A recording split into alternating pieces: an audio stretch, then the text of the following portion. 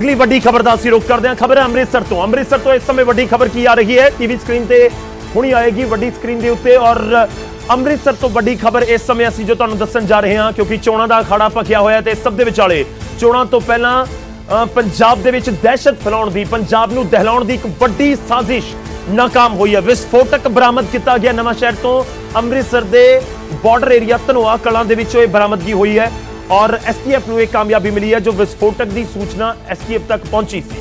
सो अमृतसर के border area दे विच विस्फोटक मिलिया है। चोणां दा समा है इस वेले।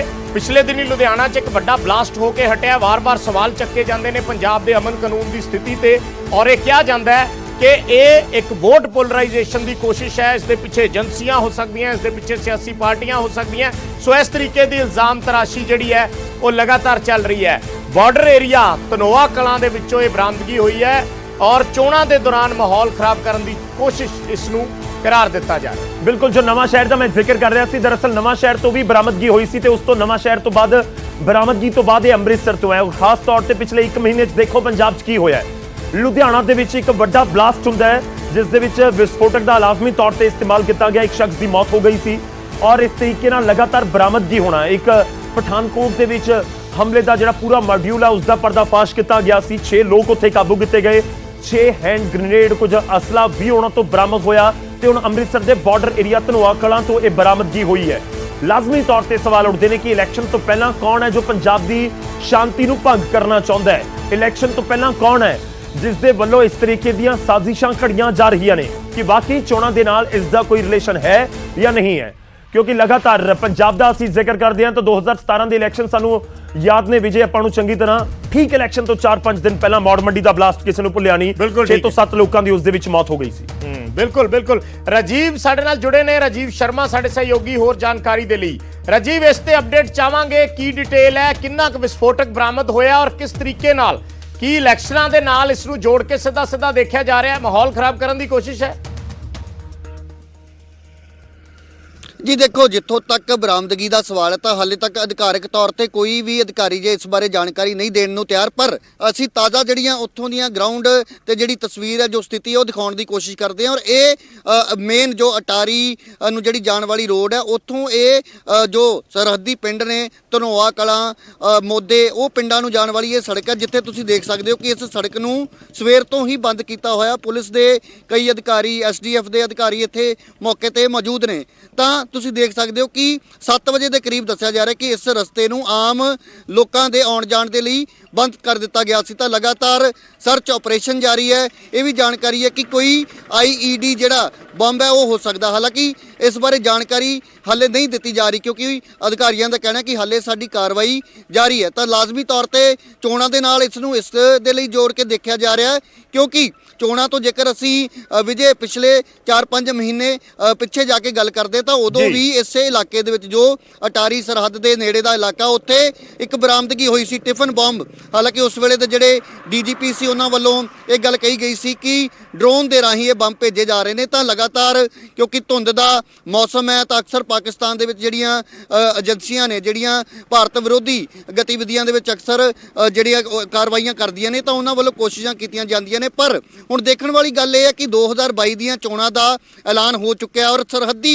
खेतर दे विच इस तरीके का ऑपरेशन चलाया जाना और कित्थों यह जानकारी मिली। हालांकि बहुत सारे सवाल भी ने पर सरहदी खेतर दे विच इस तरीके की जिहड़ी कार्रवाई नूं अंजाम दिता गया और जो खबर सामने आ रही है कि बरामदगी जिहड़ी है वो बहुत वड्डी है तो ये किते ना किते एक दहशत का माहौल पैदा करने की कोशिश जरूर हो सकती। तो मैं भी नाल दी नाल दस दियां कि ये इलाका है कित्थे। तो इस वेले तुसीं देखो कि ये मेरे खब्बे पासे जो बिल्कुल अटारी सरहद जिते हर रोज़ परेड हुंदी है तो ये नैशनल हाईवे है जो दिल्ली लाहौर नूं आपस दे विच जोड़दा है। तो इत्थों ठीक तुसीं देखो कि ये वो हाईवे सामने बिल्कुल बॉर्डर है और बॉर्डर तो कुछ ही दूरी ते ये जो गेट नज़र आ रहा है और इत्थों जिहड़ा रस्ता सरहदी खेतर दे बिल्कुल कडियाली तार दे नाल नाल जिहड़े लगदे पिंड ने उन्हां नूं ये रस्ता जांदा और उत्थे इस कार्रवाई नूं अंजाम दिता गया। हुण इस दे विच की किसी ड्रोन का इस्तेमाल किया गया या फिर भारत वाले पासियों ये जिहड़ी समग्री इत्थे रखी गई, बहुत सारे सवाल ने। ਪਰ ਸ਼ੁਰੂਆਤੀ ਦੌਰ ਦੇ ਵਿੱਚ ਤੁਸੀਂ ਦੇਖੋ ਕਿ ਜਿਹੜੀ ਕਾਰਵਾਈ ਹੈ ਉਹਨੂੰ ਫਿਲਹਾਲ ਅੰਜਾਮ ਦਿੱਤਾ ਜਾ ਰਿਹਾ ਔਰ ਇਸ ਰਸਤੇ ਤੋਂ ਅੱਗੇ ਕਿਸੇ ਨੂੰ ਵੀ ਜੋ ਹੈ ਅੱਗੇ ਜਾਣ ਦੀ ਇਜਾਜ਼ਤ ਨਹੀਂ ਦਿੱਤੀ ਜਾ ਰਹੀ। ਤਾਂ ਲਾਜ਼ਮੀ ਤੌਰ ਤੇ ਹੁਣ ਇੱਥੇ ਅਧਿਕਾਰੀ ਵੀ ਪਹੁੰਚਣਗੇ ਤਾਂ ਉਹਨਾਂ ਦੇ ਨਾਲ ਅਸੀਂ ਗੱਲਬਾਤ ਕਰਕੇ ਜਾਣਨ ਦੀ ਕੋਸ਼ਿਸ਼ ਕਰਾਂਗੇ ਕਿ ਆਖਿਰਕਾਰ ਇਹ ਕਿਸ ਤਰੀਕੇ ਦੇ ਨਾਲ ਉਹਨਾਂ ਨੂੰ ਇਸ ਬਾਰੇ ਜਾਣਕਾਰੀ ਮਿਲੀ, ਕਿਉਂਕਿ ਇੱਕ ਪਾਰਟਿਕੂਲਰ ਜਗ੍ਹਾ ਤੇ ਆ ਕੇ ਉਸ ਨੂੰ ਸੀਲ ਕਰਨਾ ਫਿਰ ਉੱਥੇ ਸਰਚ ਆਪਰੇਸ਼ਨ ਚਲਾਉਣਾ ਤਾਂ ਕਿਤੇ ਨਾ ਕਿਤੇ ਵੱਡੀ ਕਾਰਵਾਈ ਅਸੀਂ ਜ਼ਰੂਰ ਇਸ ਨੂੰ ਕਹਿ ਸਕਦੇ ਹਾਂ। ਤਾਂ ਸਿਰਫ ਤੇ ਸਿਰਫ ਜਿਹੜੇ ਪੁਲਿਸ ਅਧਿਕਾਰੀ ਨੇ ਸੰਬੰਧਿਤ ਉਹੀ ਉਹਨਾਂ ਦੀਆਂ ਗੱਡੀਆਂ ਸਿਰਫ ਅੱਗੇ ਜਾ ਰਹੀਆਂ ਨੇ, ਬਾਕੀ ਹੋਰ ਕਿਸੇ ਨੂੰ ਵੀ ਅੱਗੇ ਜਾਣ ਦੀ ਇਜਾਜ਼ਤ ਨਹੀਂ ਦਿੱਤੀ ਜਾ ਰਹੀ। ਜੀ ਵਿਜੇ। ਤਾਂ ਬਿਲਕੁਲ ਇਜਾਜ਼ਤ ਨਹੀਂ ਦਿੱਤੀ ਜਾ ਰਹੀ। ਜਿਸ ਤਰੀਕੇ ਨਾਲ ਅੱਗੇ ਉੱਥੇ ਪੂਰਾ ਇੱਕ ਤਰੀਕੇ ਨਾਲ ਪੂਰਾ ਸੀਲ ਕਰ ਦਿੱਤਾ ਗਿਆ ਇਲਾਕਾ, ਉਸ ਦੀਆਂ ਤਸਵੀਰਾਂ ਦਿਖਾ ਰਹੇ ਹਾਂ। ਰਾਜੀਵ, ਤਸਵੀਰਾਂ ਤੁਸੀਂ ਜ਼ਰੂਰ ਦਿਖਾਉਂਦੇ ਰਹੋ, ਅਸੀਂ ਆਪਣੇ ਦਰਸ਼ਕਾਂ ਤੱਕ ਪੂਰੀ ਜਾਣਕਾਰੀ ਪਹੁੰਚਾਉਣ ਦੀ ਕੋਸ਼ਿਸ਼ ਕਰ ਰਹੇ ਹਾਂ। ਦਰਅਸਲ ਇੱਥੇ ਦੋ ਅਹਿਮ ਚੀਜ਼ਾਂ ਨੇ। ਇੱਕ ਤਾਂ ਬਿਲਕੁਲ ਬਾਰਡਰ ਦੇ ਨੇੜੇ ਇਹ ਬਰਾਮਦਗੀ ਹੁੰਦੀ ਹੈ ਤਾਂ ਕਿ ਪਾਕਿਸਤਾਨ ਦਾ ਸਿੱਧੇ ਤੌਰ ਤੇ ਹੱਥ ਇਸ ਨੂੰ ਸਮਝਿਆ ਜਾਵੇ, ਕਿਉਂਕਿ ਵਿਦੇਸ਼ ਦੇ ਵਿੱਚ ਖਾਸ ਤੌਰ ਤੇ ਦੁਸ਼ਮਣ ਦੇਸ਼ ਦੇ ਵਿੱਚ ਬੈਠੀਆਂ ਤਾਕਤਾਂ ਪੰਜਾਬ ਦਾ ਮਾਹੌਲ ਖਰਾਬ ਕਰਨ ਦੀਆਂ ਕੋਸ਼ਿਸ਼ ਕਰਦੀਆਂ ਨੇ ਔਰ ਇਹ ਕੋਈ ਕਿਸੇ ਸੱਚ ਕਿਸ ਤੋਂ ਲੁਕਿਆ ਨਹੀਂ ਹੈ, ਕਿਉਂਕਿ ਇਸ ਤਰੀਕੇ ਦੀਆਂ ਲਗਾਤਾਰ ਹੁੰਦੀਆਂ ਬਰਾਮਦਗੀਆਂ ਸਾਫ਼ ਉਸ ਵਾਲੇ ਪਾਸੇ ਇਸ਼ਾਰਾ ਕਰਦੀਆਂ ਨੇ। ਪੁਆਇੰਟ ਨੰਬਰ 2, ਇਲੈਕਸ਼ਨ ਹੈ ਪੰਜਾਬ ਦੇ ਵਿੱਚ ਔਰ ਪੰਜਾਬ ਦੇ ਵਿੱਚ ਜਦੋਂ ਇਲੈਕਸ਼ਨ ਹੋਣ ਤਾਂ ਅਜਿਹੀਆਂ ਘਟਨਾਵਾਂ ਵੱਧਦੀਆਂ ਕਿਉਂ ਨੇ, ਇਹ ਵੀ ਲੋਕਾਂ ਦੇ ਜ਼ਿਹਨ ਦੇ ਵਿੱਚ ਲਾਜ਼ਮੀ ਤੌਰ ਤੇ ਹੈ। ਔਰ ਜੋ ਇਸ ਸਮੇਂ ਸੋਰਸਿਸ ਸਾਨੂੰ ਜਾਣਕਾਰੀ ਦੇ ਰਹੇ ਨੇ ਕਿ ਕਰੀਬ 5 ਕਿਲੋ RDX ਬਰਾਮਦ ਕੀਤਾ ਗਿਆ। 5 ਕਿਲੋ RDX ਬਹੁਤ ਵੱਡੀ ਹੈ, ਤੁਸੀਂ ਜਿਹੜੀ ਧਮਾਕਾ ਖੇਜ ਸਮੱਗਰੀ ਕੁਆਂਟੀਟੀ ਦੇ ਵਿੱਚ ਕਹਿ ਸਕਦੇ ਹੋ। ਔਰ ਇਸ ਦੇ ਕੀ ਨਤੀਜੇ ਹੋ ਸਕਦੇ ਸੀ ਜੇਕਰ ਇਹ ਨਾ ਲੱਗਦੀ ਹੱਥ ਸੁਰੱਖਿਆ ਏਜੰਸੀਆਂ ਦੇ, ਸਾਡੀਆਂ ਪੁਲਿਸ ਏਜੰਸੀਆਂ ਦੇ, ਤਾਂ ਸੋਚਣ ਵਾਲੀ ਗੱਲ ਜ਼ਰੂਰ ਹੈ। ਪਰ ਮੈਂ ਵਾਰ-ਵਾਰ ਉਹੀ ਲੋਕ ਪੰਜਾਬ ਦੇ ਵੀ ਗੱਲ ਕਰ ਰਹੇ ਹੋਣਗੇ ਕਿ ਚੋਣਾਂ ਨੇੜੇ ਨੇ ਤਾਂ ਫਿਰ ਉਸ ਸਮੇਂ ਹੀ ਕਿਉਂ ਇਸ ਤਰੀਕੇ ਦੀਆਂ ਘਟਨਾਵਾਂ ਜਾਂ ਇਸ ਤਰੀਕੇ ਦੀਆਂ ਬਰਾਮਦਗੀਆਂ ਹੁੰਦੀਆਂ ਨੇ।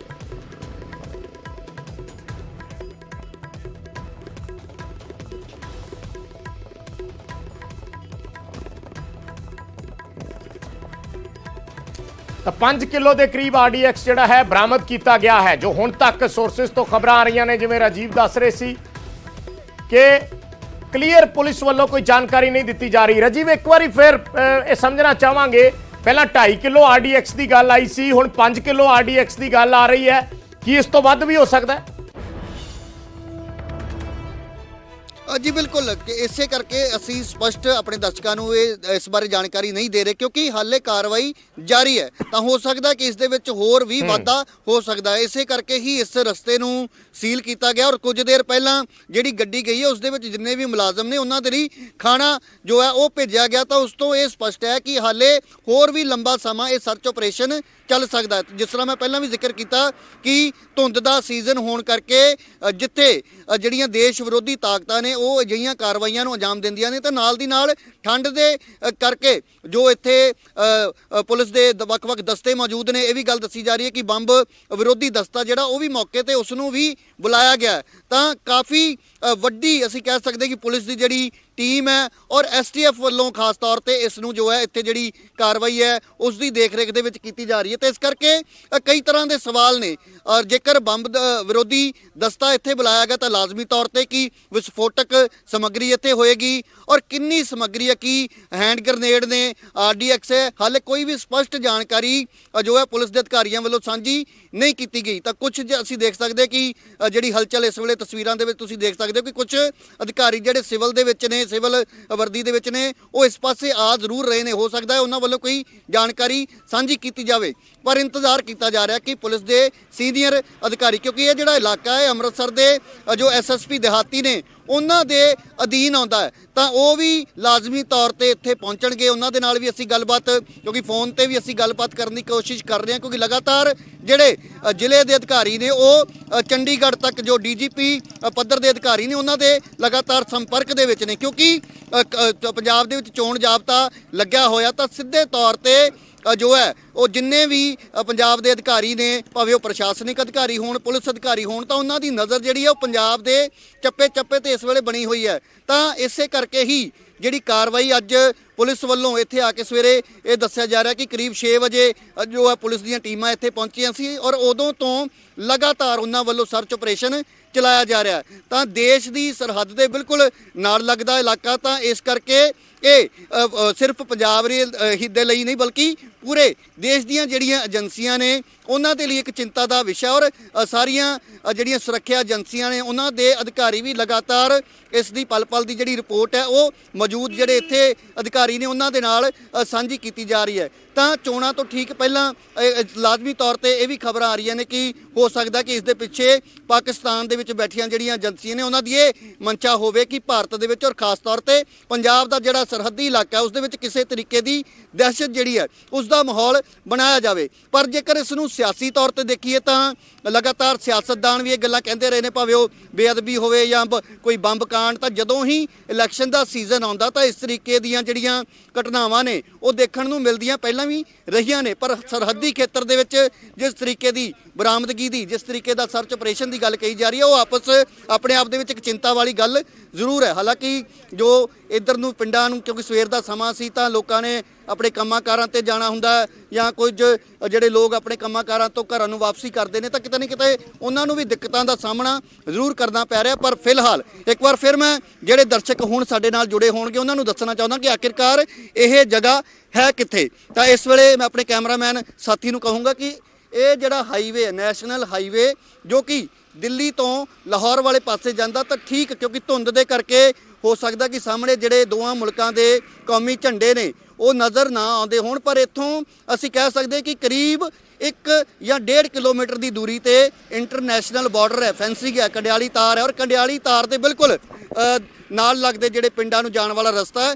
ਉੱਥੇ ਤੁਸੀਂ ਦੇਖੋ ਕਿ ਪੁਲਿਸ ਵੱਲੋਂ ਜਿਹੜੇ ਲੋਕ ਇੱਧਰੋਂ ਜਾ ਰਹੇ ਨੇ ਉਹਨਾਂ ਨੂੰ ਰੋਕਿਆ ਜਾ ਰਿਹਾ, ਕਿਉਂਕਿ ਜਿਸ ਤਰੀਕੇ ਦੇ ਵਿਸਫੋਟਕ ਦੀ ਗੱਲ ਕਹੀ ਜਾ ਰਹੀ ਹੈ ਤਾਂ ਇਸ ਕਰਕੇ ਜਿਹੜੇ ਸਿਵਲੀਅਨ ਨੇ, ਆਮ ਲੋਕ ਜਿਹੜੇ ਨੇ ਉਹਨਾਂ ਨੂੰ ਦੂਰ ਜਾਣ ਦੀ ਹਦਾਇਤ ਕੀਤੀ ਗਈ ਹੈ। ਤਾਂ ਅਧਿਕਾਰੀ ਜਿਹੜੇ ਨੇ ਹੁਣ ਵਾਪਸ ਆਉਂਦੇ ਵੀ ਨਜ਼ਰ ਆ ਰਹੇ ਨੇ। ਤਾਂ ਜਿੱਦਾਂ ਹੀ ਕੋਈ ਸੀਨੀਅਰ ਅਧਿਕਾਰੀ ਇੱਥੇ ਪਹੁੰਚੇਗਾ ਉਹਨਾਂ ਦੇ ਨਾਲ ਅਸੀਂ ਗੱਲਬਾਤ ਕਰਕੇ ਪੂਰੀ ਜਾਣਕਾਰੀ ਜਿਹੜੀ ਹੈ ਉਹਨਾਂ ਦੇ ਕੋਲੋਂ ਲੈ ਕੇ ਆਪਣੇ ਦਰਸ਼ਕਾਂ ਦੇ ਨਾਲ ਵੀ ਸਾਂਝੀ ਕਰਾਂਗੇ। ਪਰ ਫਿਲਹਾਲ ਤੁਸੀਂ ਦੇਖੋ ਕਿ ਕਾਰਵਾਈ ਜਾਰੀ ਹੈ, ਪਰ ਕੁਝ ਹਲਚਲ ਜ਼ਰੂਰ ਉੱਥੇ ਨਜ਼ਰ ਆ ਰਹੀ ਹੈ। ਜਿਹੜੀਆਂ ਜਿਪਸੀਆਂ ਮੌਜੂਦ ਸੀ, ਜਿਹੜੀਆਂ ਜਿਪਸੀਆਂ ਖੇਤਾਂ ਦੇ ਅੰਦਰ ਨਜ਼ਰ ਆ ਰਹੀਆਂ ਸੀ, ਉਹ ਹੁਣ ਸੜਕ ਵਾਲੇ ਪਾਸੇ ਨੂੰ ਆਉਣੀਆਂ ਸ਼ੁਰੂ ਹੋਈਆਂ ਨੇ। ਤਾਂ ਹੋ ਸਕਦਾ ਕਿ ਕੋਈ STF ਦਾ ਸੀਨੀਅਰ ਅਧਿਕਾਰੀ ਜਾਂ ਫਿਰ ਜਿਹੜਾ ਪੰਜਾਬ ਪੁਲਿਸ, ਦਿਹਾਤੀ ਪੁਲਿਸ ਦੇ ਨਾਲ ਸੰਬੰਧਿਤ ਕੋਈ ਅਧਿਕਾਰੀ ਇਸ ਪਾਸੇ ਆਵੇ ਤਾਂ ਉਸ ਵੱਲੋਂ ਕੋਈ ਜਾਣਕਾਰੀ ਸਾਂਝੀ ਕੀਤੀ ਜਾਵੇ। ਤਾਂ ਚਿੰਤਾ ਵਾਲੀ ਗੱਲ ਜ਼ਰੂਰ ਹੈ। ਹਾਲਾਂਕਿ ਜੇਕਰ ਬਰਾਮਦਗੀ ਬਾਰੇ ਜਾਣਕਾਰੀ ਨਹੀਂ ਵੀ ਦਿੱਤੀ ਜਾਂਦੀ ਤਾਂ ਇਸ ਤਰੀਕੇ ਦਾ ਜਿਹੜਾ ਸਰਚ ਆਪਰੇਸ਼ਨ ਹੈ ਬਾਰਡਰ ਦੇ ਬਿਲਕੁਲ ਨਾਲ ਚਲਾਇਆ ਜਾਣਾ, ਉਹ ਵੀ ਕਿਤੇ ਨਾ ਕਿਤੇ ਇੱਕ ਇਸ਼ਾਰਾ ਜ਼ਰੂਰ ਕਰਦਾ ਕਿ ਐਸੀਆਂ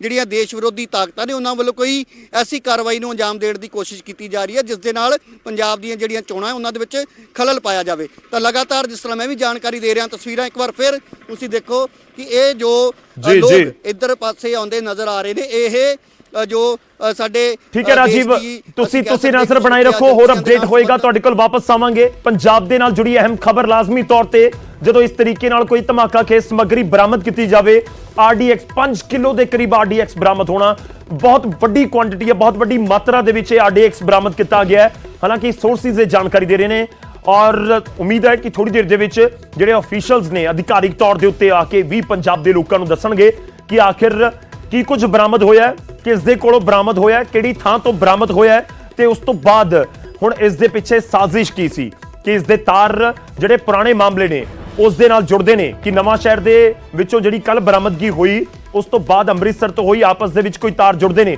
ਬਹੁਤ ਸਾਰੇ ਸਵਾਲ ਇਸ ਸਮੇਂ ਪੰਜਾਬੀਆਂ ਦੇ ਜ਼ਿਹਨ ਦੇ ਵਿੱਚ ਨੇ ਇਲੈਕਸ਼ਨ ਤੋਂ ਪਹਿਲਾਂ, ਤਾਂ ਲਾਜ਼ਮੀ ਤੌਰ ਤੇ ਉਸ ਦੇ ਉੱਤੇ ਨਜ਼ਰ ਆਏਗੀ। ਫਿਲਹਾਲ ਧੰਨਵਾਦ ਰਾਜੀਵ ਸਾਡੇ ਨਾਲ ਜੁੜਨ ਦੇ ਲਈ।